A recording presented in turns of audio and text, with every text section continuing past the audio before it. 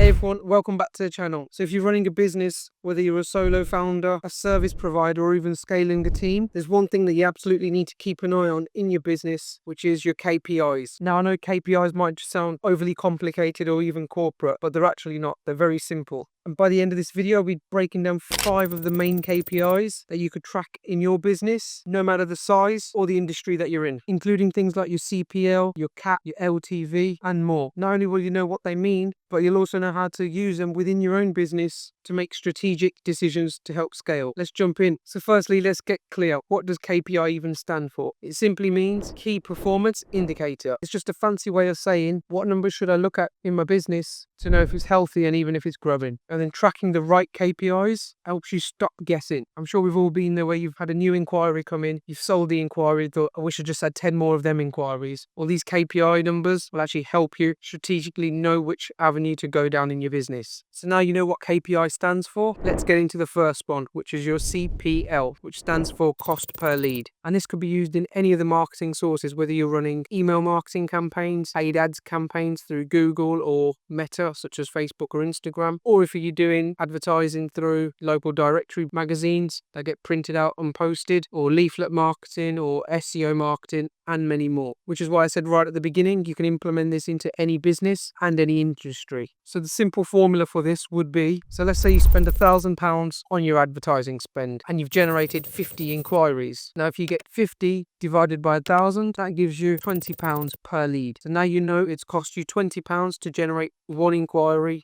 through that marketing source. Now lowering your CPL means more efficient ads because you're actually getting more inquiries for your cost per lead. Now let's say you're running an SEO campaign for your business, so organic marketing, and you're tracking where your calls and your inquiries are coming from. Let's say you spent £500 a month and you've generated 20 calls as well as another 25 inquiries coming through from a contact form. So a total of 45 inquiries. So you would then get 500 divided by 45, giving you just over £11 an inquiry. So a prime example, at Bemunchie, we run an SEO marketing campaign for a roofing client who specializes in a specific type of roofing product. Their spend is £600 a month, which is up here, and they generate just over 30 inquiries organically with a zero ad spend, which brings their cost per lead down to £20.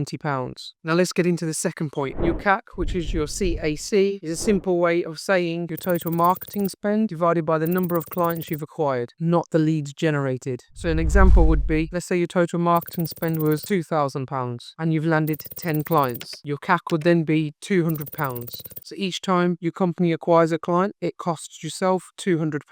Now if your CAC is higher than your actual cash collected up front, it means your company is losing money. If your CAC is high, you either need to get better conversion rates or lower lead cost channels. Another side tip would be, if you know what it costs you to acquire a customer, you could simply get that CAC cost, divide it by 50%. So now let's say it's £100, and set up a referral scheme within your own business and start saying to your existing clients to refer new clients and give them a £100 Amazon voucher or a discount voucher or cashback reward. Not only have you then got a new client, it's also then brought your CAC cost down by 50% as well. Anyway, let's get back to the next step, which is your LTV, your lifetime value. Now this tells you what a customer is worth to your business over a period of time. Let's say you've installed a boiler, you've charged that customer £2,000, but it's a one-off service and that's it. You're not going back. There's no monthly subscription service. That means your lifetime value there would just be £2,000. The best formula for this would be to measure it over a period of time and the number of purchases on average through the business. So a simple formula would be getting your average order value, multiplying it by the number of purchases, and then multiplying that again by your retention period. For example, if a client spends £500 a month and stays for 6 months on average, your lifetime value then is £3,000. And if your lifetime value is not higher than your CAC cost, you're then losing money on your growth. Number 4 is your CTR. Now, if you're running paid ads, or if you look at your organic rankings on Google, you'll notice there's a CTR always in place, and that's your click-through rate. And this basically shows how effective your paid ads are, or how many times your organic content is being shown, and the number of times people are going through to seeing it. So an example would be, let's say your ad was shown 1,000 times, and you've got 50 clicks to come through. That means your CTR, which is your click-through rate, is 5%.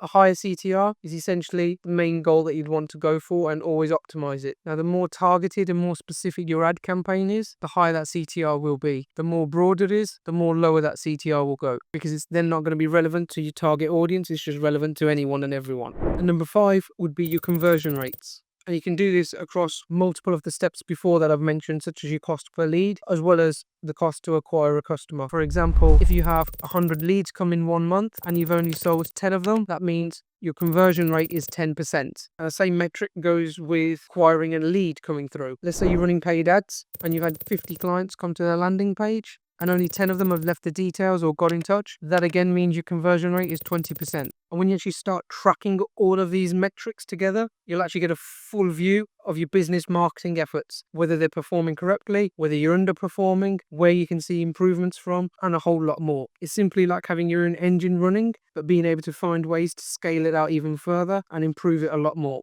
Hope you find this video useful and now you've got an understanding of what KPIs are, which metrics to track. We've actually put together a KPI cheat sheet that you can actually download. The link will be below. It's absolutely free, so you can start tracking these metrics within your own business. And if you'd like us to do a complete review of your business website with your online marketing efforts, there's also a link below for that too. And don't forget to hit the like button and subscribe. If you have any questions, leave them down below. And if you want to check out last week's video, it's up here. And I'll see you on the next one. Thanks for watching.